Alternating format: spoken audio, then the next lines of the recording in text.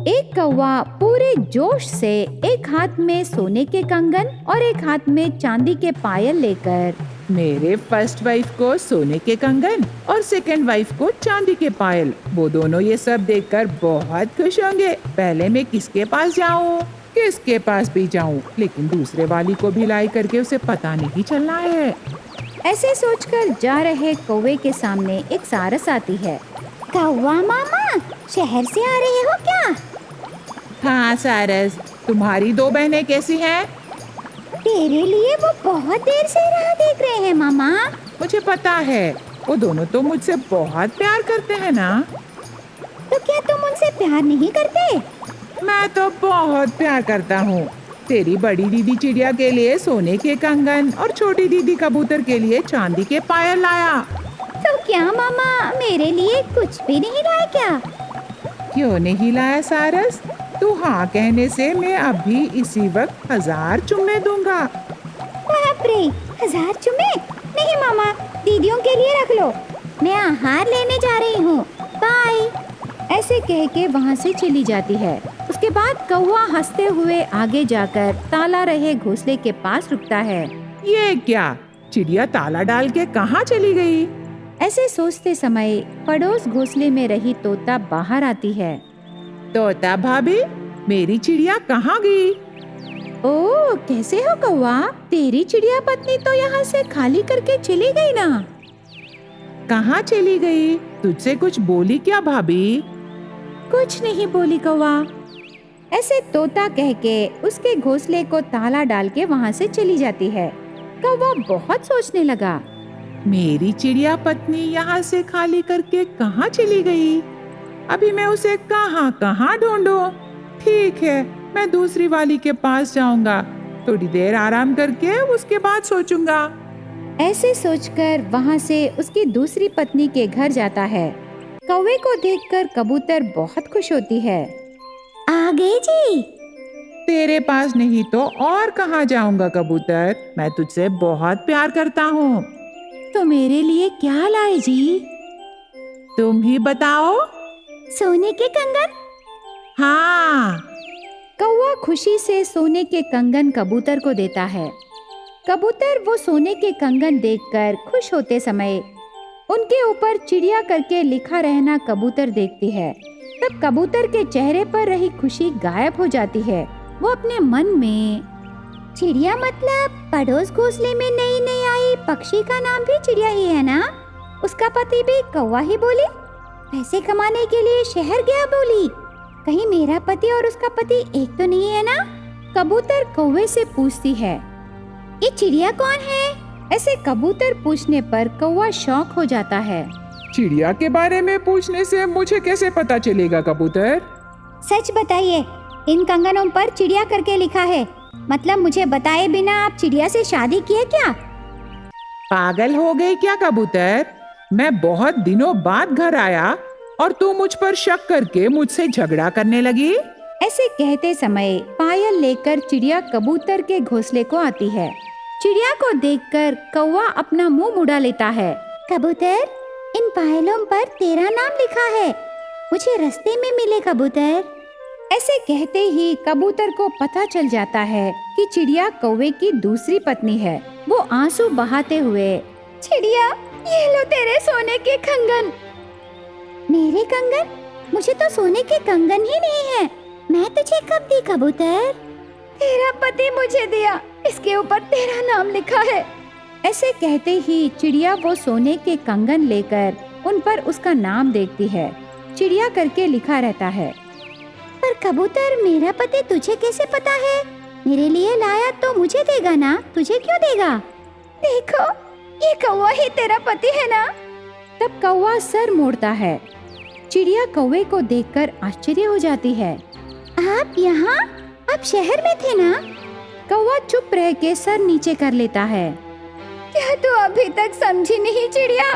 इस कौवे के पत्नियां चिड़िया और कबूतर हैं। क्या कबूतर सच कह रही है? ऐसे पूछते ही कौवा शर्मा कर, हाँ चिड़िया, कबूतर सच कह रही है। तू मेरी फर्स्ट वाइफ है और ये कबूतर मेरी सेकेंड वाइफ है।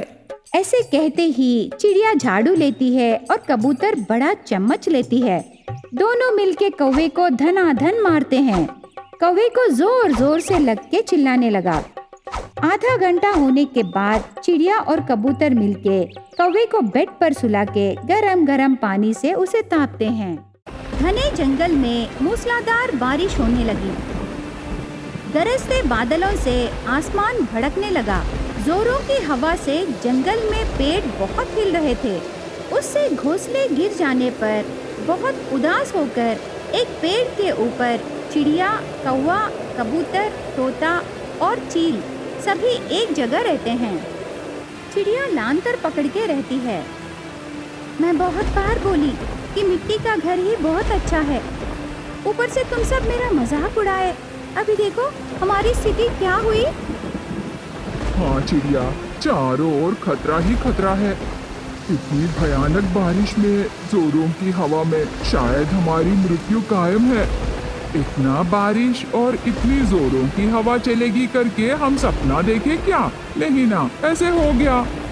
हाँ चिड़िया, जोरों की बारिश और जोरों की हवा से बांस की लकड़ियों से बनाए घर भी नहीं रहा।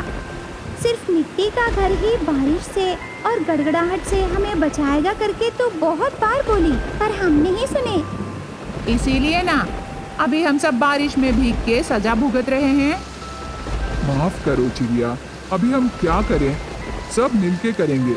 मिट्टी का घर नहीं तो ताजमहल, नहीं तो चार मीनार। बताओ कौन सा बनाओगी? हम सब तुम्हारी मदद करेंगे। सिर्फ अभी ही नहीं बल्कि हमेशा के लिए हम सबकी जान बचाओ। हमें इस बारिश से बचाओ चिड़िया। अभी के अभी इतना मूसलाधार बारिश में भीगा हुआ मिट्टी से घर बनाना तो नामुमकिन है, लेकिन हम ऐसे बारिश में भी भीग नहीं सकते ना। तो अब हम क्या करें? मैं भी वही सोच रही हूँ कबूतर। एक काम करते हैं चिड़िया, पहले घर बनाने के लिए पत्थर लाएंगे, बाद में मिट्टी लाएंगे।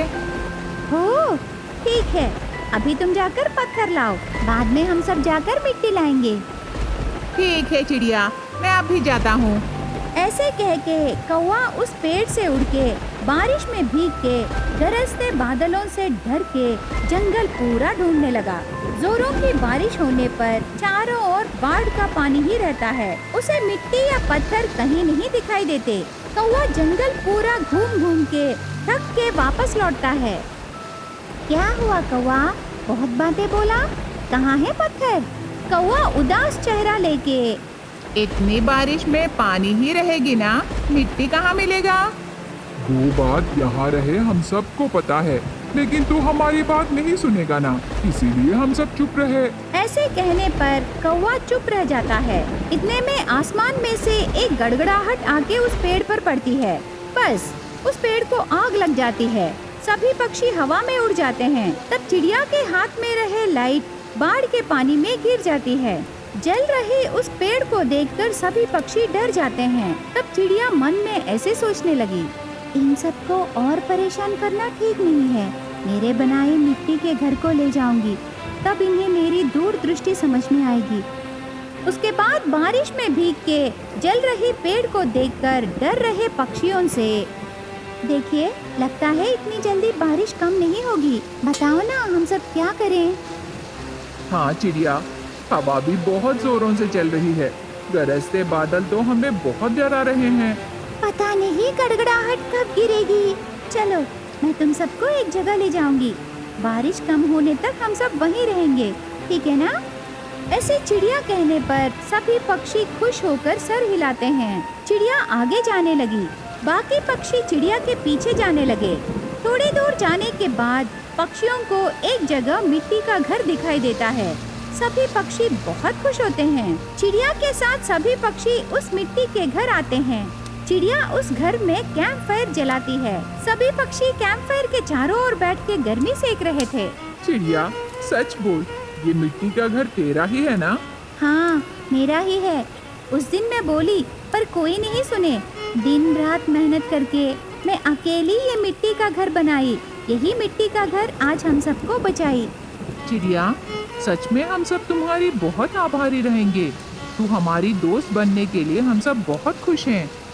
अरे हम सब तो बारिश में भीग जाते, बाप रे, याद आते ही कांपने लगे। अभी तक हम सब बारिश में भीग के हवा से कांप रहे थे, लेकिन अभी तो हमें बहुत भूख लगी है। उसका पूरा इंतजाम मैं की ना, तुम सब इधर रहो, मुझे पता है तुम सबको क्या क्या पसंद है, मैं अभी लाती हूँ। ऐसे कह के चिड़िया उस मिट्टी के घर में रही किचन को जाती है। वो एक प्लेट में मछलियाँ और एक प्लेट में फल रखती है। मछलियाँ रहे प्लेट पहले चील को देती है, फल रहे प्लेट तोता को, रोटियाँ रहे प्लेट कौवा को और दाने रहे प्लेट कबूतर को देती है। चिड़िया का मनपसंद दाल एक प्लेट में रख के सभी पक्षियों से मिलके कैंपफायर के पास बैठ के खुशी से बातें करके उसके दोस्तों को मूसलाधार बारिश से बचाकर उसके मिट्टी के घर में सबको रखती है।